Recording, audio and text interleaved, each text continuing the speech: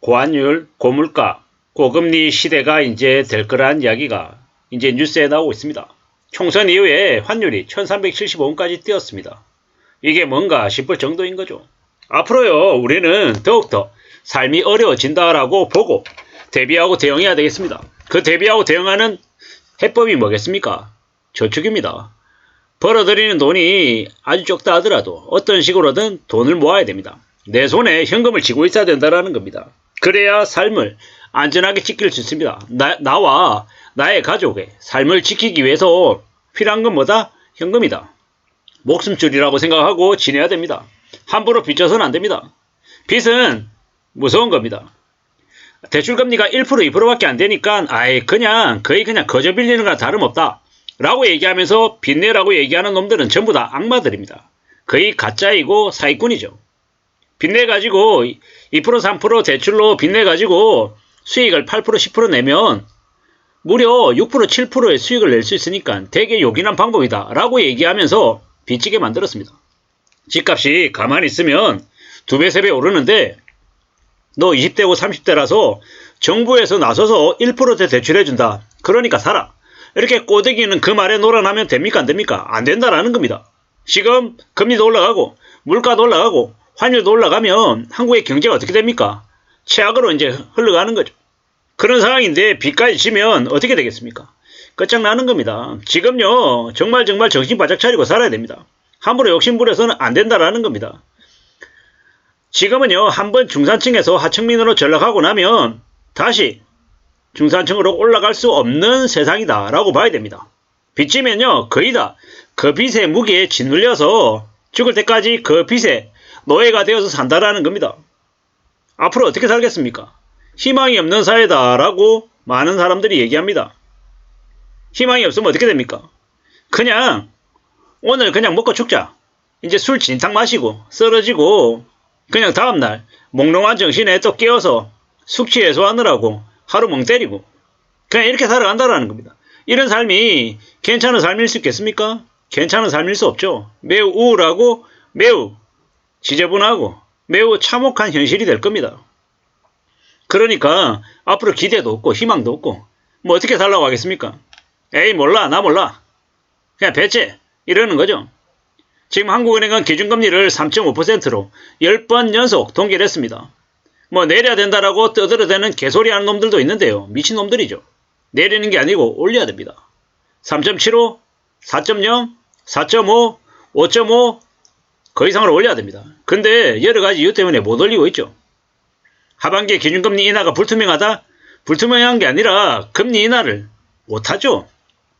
지금 이 상태로 가다가 한국은행이 미쳐가지고 기준금리를 내린다? 어떻게 되겠습니까?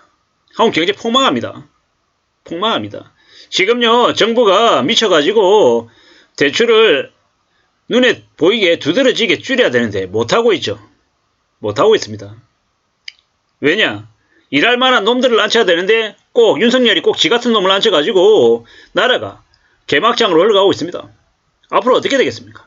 어떻게 살아갈 수 있겠습니까? 참 무서운 얘기죠. 참 암담한 얘기입니다. 답답하죠. 깝깝합니다. 이게 뭔가 싶기도 하고요. 앞으로 우리가 살아가는 삶이 점점 더 우울해지고 점점 답답해지고 점점 막막할 것 같다라고 생각하면 거의 맞겠습니다. 누가 뭐라 그래도 우리는요 지금 현재 매우 경제적으로 우려스러운 상황이다라고 생각해야 됩니다.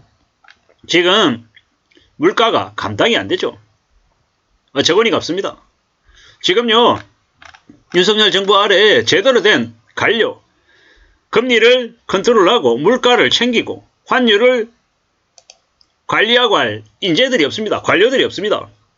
윤석열이라고 하는 놈이 윤대지가 지 마음대로 권력을 휘두르고 있어서 검사 출신의 이 쓰레기 같은 놈이 보수를 괴멸시키고 그 좌와 우로 견제와 이제 추진을 이렇게 서로 잘할 수 있는 정치적인 부분들을 해야 돼서 이제 나라에 살림을 챙겨야 되는데 그냥 개판으로 치고 있는 겁니다. 참 문재인 이재명 욕만 해대면서 저지경으로 가고 있는 겁니다. 참 어처구니가 없죠. 씁쓸합니다. 앞으로 대한민국의 경제가 어떻게 되겠습니까? 뭐든지 다 폭등이죠. 물가 폭등, 금리 폭등. 그러면요. 나중에 이제 주식이든 부동산이든 시장이 이제 엉망되는 겁니다. 이제 난리가 나는 거죠. 참 충격적인 일입니다. 앞으로 어떻게 되겠습니까? 앞으로. 참 무서운 얘기입니다. 이게 뭘까 싶은 거죠. 앞으로 정말로 충격적인 사항들이 계속 아마 벌어질 겁니다. 그렇게 될 것 같다고. 이제 우리는 생각하며 살아야 됩니다. 어떻게 살아야 되겠습니까? 어떤 삶을 추구해야 되겠습니까? 빚지면 안 된다라는 겁니다. 빚지면 죽는다라고 생각하고 살아야 됩니다. 정말로 이제 충격적인 일들이 계속 벌어질 것이다. 금융노예 600만 명이 어떻게 된다? 인생이 끝장난다라고 생각해야 됩니다. 지금은요, 대출이 이제 이번 시즌을 지나고 나면 대출이 안 나올 거라고 하죠. 함부로 대출 나오던 시절은 이제 끝났다라고 생각해야 된답니다. 이렇게 무서운 시대를 우리가 살고 있는데 너무도 많은 사람들이 흥청망청거리고 수입차 끌고 다니고 외제차 그리고 명품 가방 해외여행 되게 럭셔리 이런 럭셔리가 없습니다. 다 부잣집 자식들 같습니다. 지금도 2030 철없는 청년들은 이제 여전히 소비에 미쳐가지고 정신 못 차리고 있죠.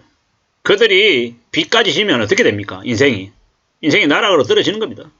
그 인생이 나락으로 떨어지고 엉망되는 걸 우리는 이제 시간이 지날수록 목격하게 되는 거죠. 참 무서운 얘기입니다. 고금리, 고물가, 고환율에 나라 경제가 휘청거리고 있다. 지금 이게 어떻게 된 거냐. 컨트롤 타워도 없고 책임을 지고 대처하는 관료도 없다. 참 그게 씁쓸한 지금의 대한민국 현실 같습니다. 앞으로 나라가 더 나락으로 떨어지고 더 엉망이 되고 더 개막장으로 흘러갈 것 같습니다. 우리 개개인들은 어떻게 살아야 되겠습니까? 내 자신과 가족을 책임지려면 현금을 쥐고 있어야 된다.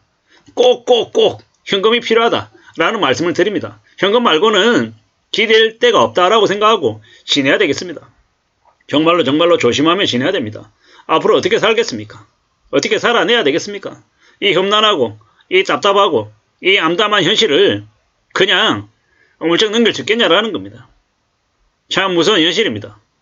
이러한 상황들이 앞으로 얼마나 지속될까? 참 몇 년간은 아마 안정이 되기 어려울 겁니다. 적어도 지금의 정부 아래에서 윤석열이 있는 동안 이제 개막장이다 라고 생각하면 맞겠습니다. 참 무서운 얘기입니다. 앞으로 원달러 환율이 1,400원 돌파도 할 수 있겠다라고 얘기한답니다. 참 무서운 얘기입니다. 이게 뭐냐라는 생각이 듭니다. 환율에 정부 개입하고 국고 허비하고 이제랄 했던 그 쓰레기 같은 짓거리들이 이제 더 이상 허용돼서는 안 됩니다. 참 무서운 얘기입니다. 앞으로 대한민국이라고 하는 나라가 더 이제 최악으로 치달을 거다라고 생각하고 그에 대한 대비를